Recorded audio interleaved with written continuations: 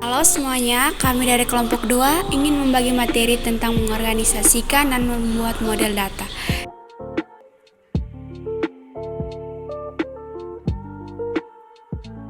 Yang pertama, kita melihat tentang sistem basis data. Database atau basis data adalah kumpulan informasi yang disimpan di dalam komputer secara sistematik sehingga dapat diperiksa menggunakan suatu program komputer untuk memperoleh informasi dari basis data tersebut. Sistem basis data adalah sistem yang digunakan untuk merekam, mengelola, menyimpan data, membagikan data. Setiap basis data mempunyai cara tersendiri dalam mengorganisasikan dan membuat model data. Selanjutnya, kita akan melihat berbagai cara pengorganisasian, pemodelan, dan cara menggunakan model data untuk keperluan penalaran dan prediksi data. Berbagai tipe DBMS. Basis data file. Basis data flat file merupakan basis data yang menyimpan seluruh datanya dalam satu tabel. Oleh karena basis data flat file menyimpan semua data dalam satu tabel, hal tersebut memberikan berbagai permasalahan, yaitu yang pertama, redundansi data adalah adanya data yang sama disimpan secara berulang. Redundansi data akan menyebabkan ruang penyimpanan yang dibutuhkan menjadi lebih besar.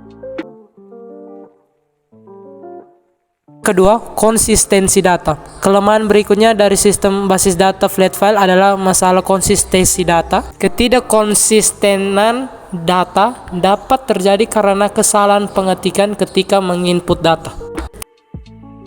Yang ketiga, pemeliharaan data.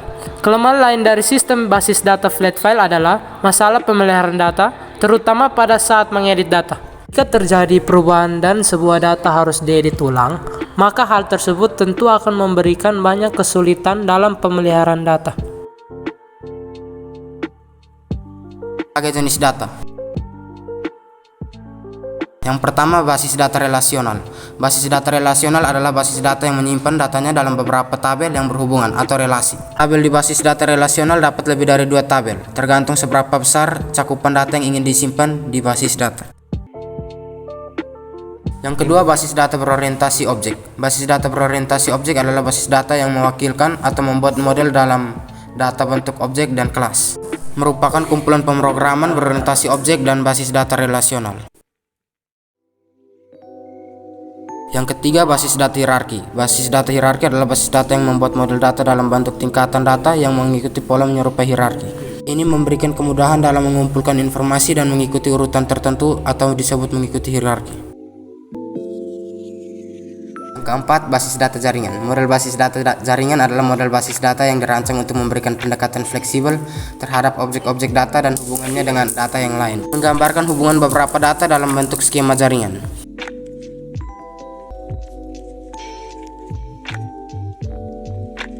Yang kedua, kriteria dalam pemilihan cara, organisasi, dan penyimpanan data. Kriteria yang menjadi pertimbangan. Yang pertama, biaya atau cost. Sistem pengorganisasian penyimpanan data juga akan menentukan kebutuhan ruang penyimpanan dan sumber daya komputer lainnya. Kebutuhan inilah yang akan berhubungan dengan biaya yang harus dikeluarkan. Dengan kata lain, pemilihan sistem akan menentukan biaya yang harus dikeluarkan. Yang kedua, kecepatan atau speed. Beberapa sistem menyimpan data di tempat-tempat yang berbeda sehingga proses akses data akan membutuhkan waktu yang lebih lama. Sebaliknya, beberapa sistem basis data didesain agar dapat merespon data dengan cepat.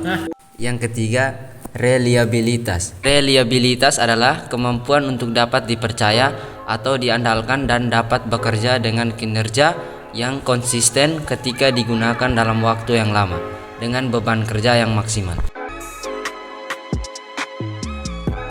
Keempat, kemudahan akses. Kemudahan akses merupakan salah satu kriteria yang menjadi pertimbangan ketika memilih sistem pengorganisasian dan penyimpanan yang digunakan dalam sistem basis data. Yang kelima, privasi. Dalam konteks data dan informasi, privasi berarti data yang berhubungan dengan seseorang dapat dilindungi dari akses publik atau akses orang yang tidak berhak. Dengan mengacu kepada isu tersebut, penyedia sistem harus memastikan bahwa sistem yang mereka bangun mempunyai sistem keamanan yang cukup. 6. Integritas. Integritas data dapat diartikan sebagai validasi dan konsistensi data yang disimpan di basis data. Kemampuan suatu sistem dalam menjaga integritas data ditunjukkan oleh cara sistem menjaga aturan-aturan yang diberlakukan pada data tersebut. 3. Analisis data dan model data.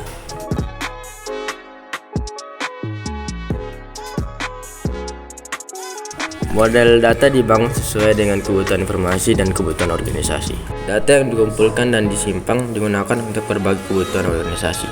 Data yang dibangun akan sangat mempengaruhi penggunaan data untuk penalaran dan prediksi tersebut. Dengan menggunakan data dan model data yang ada, kita dapat membuat pivot tabel dan pivot chart yang kemudian dapat digunakan untuk menganalisis data serta melakukan penalaran dan prediksi-prediksi yang sesuai. Cara pengorganisasian data.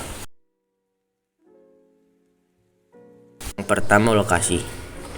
Salah satu cara untuk mengelompokkan data adalah dengan menggambarkan data berdasarkan lokasi. Dalam hal ini, kita menampilkan data secara visual berdasarkan lokasi, tempat, atau area yang berhubungan dengan data tersebut.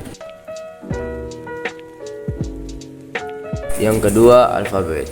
Pengaturan data berdasarkan urutan alfabet merupakan cara yang paling sederhana dan umum digunakan untuk memudahkan pengguna menemukan data tertentu yang dicari. 3. Waktu.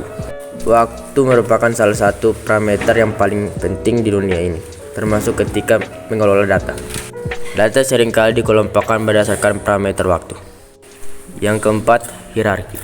Membuat model data berdasarkan hierarki digunakan untuk menampilkan informasi terkait tingkatan, urutan, atau ranking. Hierarki dapat digunakan untuk menunjukkan skala, misalnya dari yang terbesar ke yang terkecil, atau urutan yang tertinggi ke yang terendah.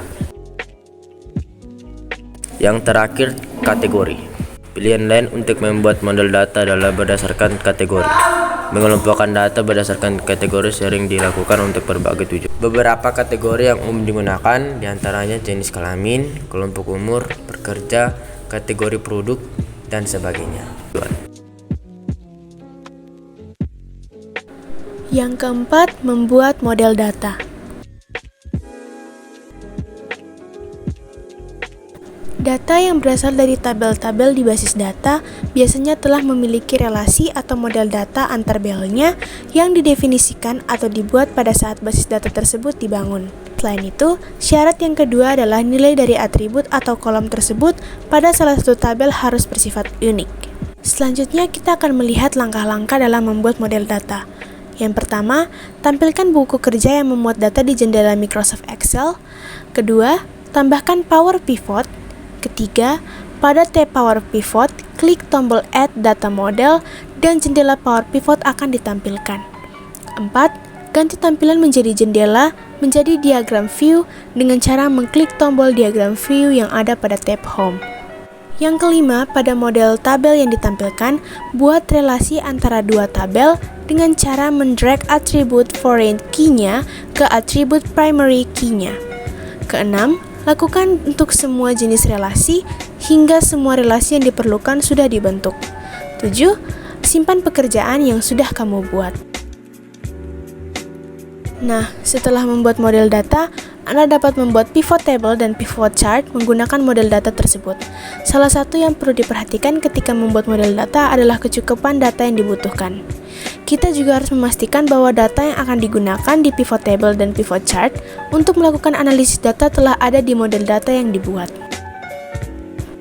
Nah, segitu dulu ya materi dari kami. Kami harap apa yang kami bagikan dapat bermanfaat bagi teman-teman semua. Mohon maaf jika ada suara yang kurang jelas. Kalau mau lebih jelas langsung slip call aja. Kami pamit undur diri. Sekian dan terima kasih.